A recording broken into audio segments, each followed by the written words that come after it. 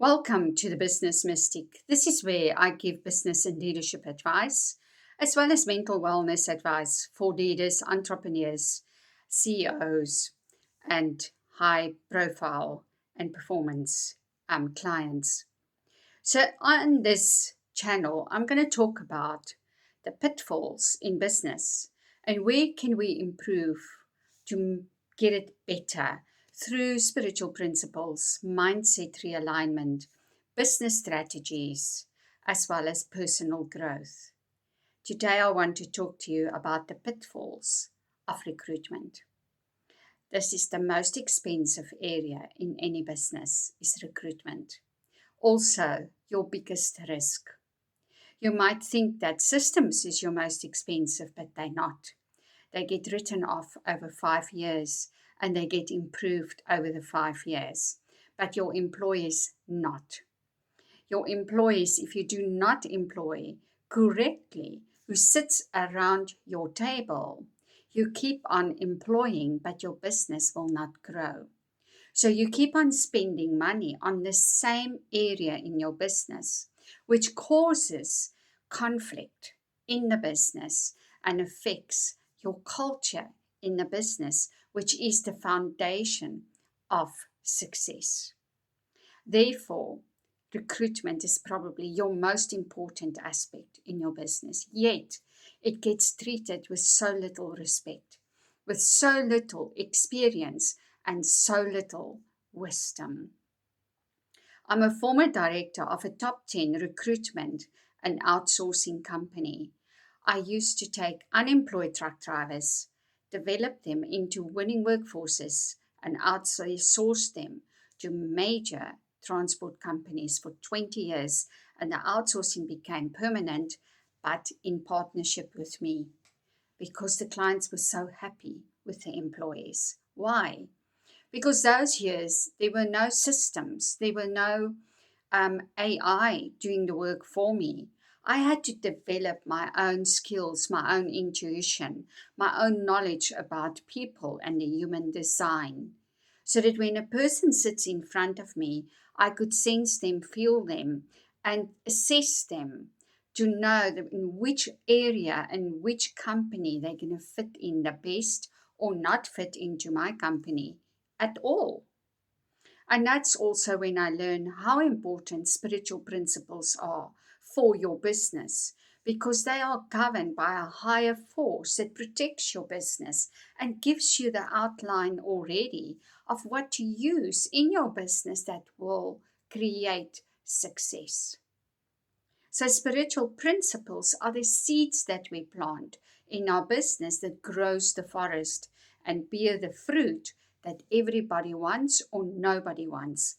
But that fruit gets designed by the people that you employ.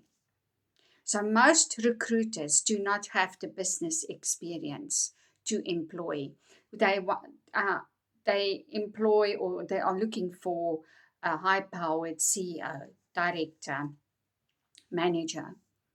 Yet, they don't have enough business experience or business knowledge, have never been a manager, have never been a CEO. How are they going to employ the right person for your company that sits around your table and becomes your backup and your team so that your vision and your mission can be executed? These young people on the phones, like a call center, just recruiting numbers. They don't build up a relationship. They don't even know exactly what to look for because they rely on AI to do the work for them. And then most of these CVs are generated by AI. And make no mistake, I love AI. I work with AI. But it cannot be the be all at all. It cannot recruit people for you. It can maybe sift through CVs, but even then, you are going to lose out on excellent experience because the older, more experienced people do not know how to manipulate the AI recruitment system. So, what you do get in the pipeline today when you recruit are mainly people who manipulates the system. those CVs are most of the times not authentic at all. And I see it. I'm on HR groups, and I'm horrified at times when an HR director or manager asks questions, and I think, how did you get in this position in the first place? If that's your question, because it shows me your incompetence level is very high. So, having said that, I've tested a couple of these job applications and sent my CV in, which is highly qualified. So, of course, within an hour, I got the one response, and she said, "Love your CV." Even sent me a WhatsApp to make sure I get the message. We just have a couple of questions. So I thought, yay, this is excellent. So the questions is not in person. They are questions, on a system, and I need to answer them on a video. Now I'm at home, I'm casual, and I need to answer them, and they're all fictitious questions about leadership. What was the biggest crisis that you had to manage and handle? And I'm thinking, I was a CEO of a huge outsourcing truck driver company for 20 years. The whole business was crisis management and project management on behalf of my clients, because I also took over their staff on my books. And then how would you manage or handle a crisis situation, some airy-fairy situation that they bring up? And I'm looking at this and I'm thinking, is this how you, at this level, interview people? And then I realized, not for the first time, the 100th time, that the recruiters do not have the ability to interview people. They do not have the ability to judge character. They do not have the ability to judge values. They do not have the ability to align values, potential, skills, and passion in the position that's available, and then in the culture that they have already in the company. Never mind align that with a vision and a mission of the company. And that's why there's such a huge rate of re-recruitment. People don't stay because, first of all, they land in the wrong job. Then they hate what they do. They bring that toxicness into the company. They underperform, then they get into trouble for that.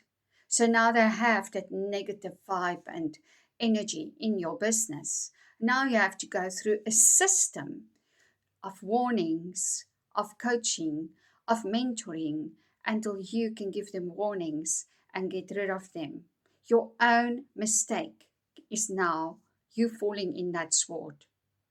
That costs money, because in the meantime, this person is not performing. The business is not expanding. So the support is not there that's supposed to be there. And then the recruitment becomes a dangerous game, because it becomes high risk, high turnover, costly, and it stagnates the growth of the company.